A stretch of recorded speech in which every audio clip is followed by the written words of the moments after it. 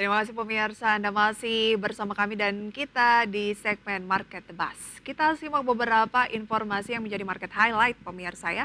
Pada pagi hari ini ada IHSG, ini berhasil mempertahankan posisi 6.700 pemirsa di menit-menit terakhir pada perdagangan hari Senin kemarin di mana IHSG naik 3 poin atau 0,06% ke 6.711. Ada Indosat pemirsa ISAT bagikan dividen 255,7 per saham ya atau total 2,06 triliun rupiah setara dividen payout ratio 43,61%. Petrosea atau PTRO akan bagikan dividen sekitar 1,1 triliun rupiah. Sahamnya kemarin pemirsa melesat hampir 11%.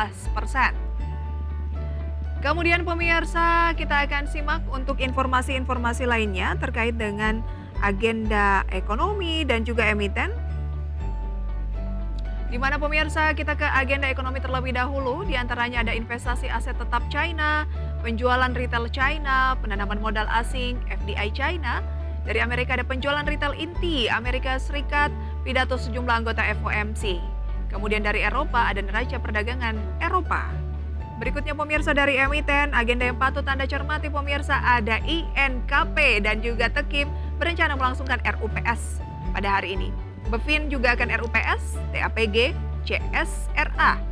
Kemudian EXCLX dividen tunai, KRIA juga X dividen. Sementara POWR KUM dividen, berikut juga SMBR, SSMS dan juga ada PLIN atau PLIN. Dan GOOD pembayaran dividen tunai. Itu dia pemirsa ya. Kita ke review IHSG sedikit. Anda lihat pergerakannya pemirsa berikut ini. Di mana kemarin sempat menguji 6.600-an namun IHSG berbalik arah dan mampu mempertahankan level psikologis 6.700. Sektor properti dan ini berada di posisi terlemah pemirsa kemarin ya, turun hampir 1%. Sedangkan sektor konsumer non primer menjadi yang terkuat 1,5%. Itu dia, kita ke Bursa Asia pemirsa pada pagi hari ini ya, di mana dari Bursa Asia ada Nikkei terpantau pada pagi hari ini dibuka di teritori negatif, positif ya, naik 0,82%, Straits Times turun 0,01%, kemudian pemirsa ada Kospi menguat 0,3%, dan Hang Seng pemirsa ya, naik 1,75%. Update dari Bursa Asia pada pagi hari ini. Dan pemirsa pada pagi hari ini saya akan berbincang bersama dengan narasumber yaitu Indra Chan pemirsa ya. Dan sudah tersambung melalui video conference. Beliau ini adalah analis pemirsa atau investment bank dari PT. Kita akan langsung sapa saja terlebih dahulu ya bersama dengan Mas Indra Chan ini. Selamat pagi Mas Indra. Mas Indra adalah investment bank PT Panin Sekuritas. Apa kabar?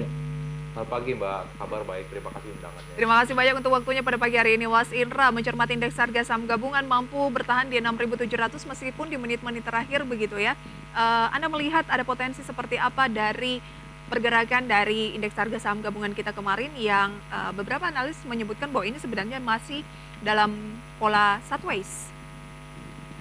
Baik, ya terima kasih Mbak. Jadi saya sepakat dengan beberapa analis yang menyatakan secara on average kita lagi pola sideways karena kalau kita lihat tarik garis secara menengah, IHSG kita bergerak di rentang 6.500 sampai 7.000. Nah, terus berpola seperti itu. Nah, tapi mengingat beberapa sentimen belakangan negatif, saya lihatnya sih IHSG cenderung patternnya koreksi ke 65 sih Mbak. Oh, berarti ada support di 6.500, masih ada peluang menguji pelemahan di posisi 6.500. Betul. Mengapa IHSG Anda lihat ada peluang ke 6.500? Karena gini, satu, kita worry sama debt ceiling-nya si Amerika US ya. Terus yang kedua, kemarin kita rilis kuartal 1 GDP itu very good ya, 5%. Tapi itu aja nggak bisa dongkrak kinerja IHSG. Nah, saham-saham big cap blue chip yang bank saja rata-rata koreksi. Nah, itu yang jadi sentimen driver. Saya ngerasa IHSG kita nih kayaknya cenderung mau tes support lagi di 6.500 Mbak. Oke, tapi kalau misalnya gagal bayar dari Amerika Serikat ini sebenarnya tidak terjadi begitu ya, kemudian perbincangan yang akan dilangsungkan pada pekan ini menyetujui terkait dengan plafon utang. Anda melihatnya potensinya berarti indeks harga saham gabungan bisa berbalik arah lebih positif dong. Artinya dalam posisi saat ini IHSG hanya sedang menanti kepastian saja. Ya, baik, terima kasih Mbak. Jadi kalau memang kepastian saya setuju, tapi honestly walaupun concern about debt sellingnya juga udah kita solving, masih udah di solving sama US sana, oleh legislasi sana, tapi saya rasa itu juga nggak bakal menjadi banyak driver dari IHSG sih Mbak. Beberapa kali IHSG coba bertahan di level 7.000, terus akhirnya turun lagi gitu.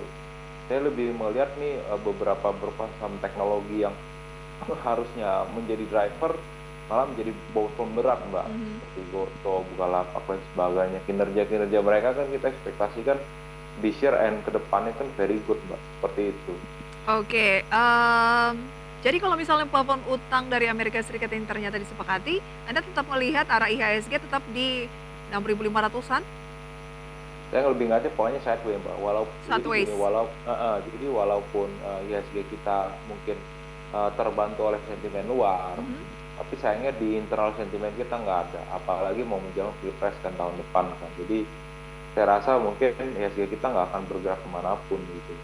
Oke, dalam satu pekan terakhir ya, indeks harga saham gabungan dilanda aksi jual asing.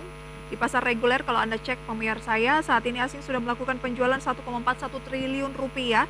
Satu bulan terakhir masih positif 6,58 triliun rupiah net buy dalam satu bulan. Tapi sepekan terakhir sudah ada tanda-tanda pelemahan dan ada peluang ya menurut bukan hanya Mas Indra sebenarnya yang bilang ada posisi yang akan diuji coba adalah di 6.500. Nah, di tengah pelemahan dari indeks harga saham gabungan ini sideways ya, tapi ada peluang banyak yang menilai bisa menguji 6.500, kita harus buy on weakness dong berarti membeli saham-saham yang di posisi rendah. Mas Indra, kalau memang Anda yakin IHSG masih ada peluang untuk turun ke super 6.500 di tengah pola sideways saat ini, banyak sentimen negatif dari luar, ketidakpastian soal plafon utang Amerika Serikat, perlambatan ekonomi global, dari dalam ada ya pemilu, noise akan pemilu meskipun masih 2024, tapi kan berbicara investasi banyak yang ya ketidakpastian ini membuat was-was lah nanti hasilnya akan seperti apa, kebijakan dan lain sebagainya.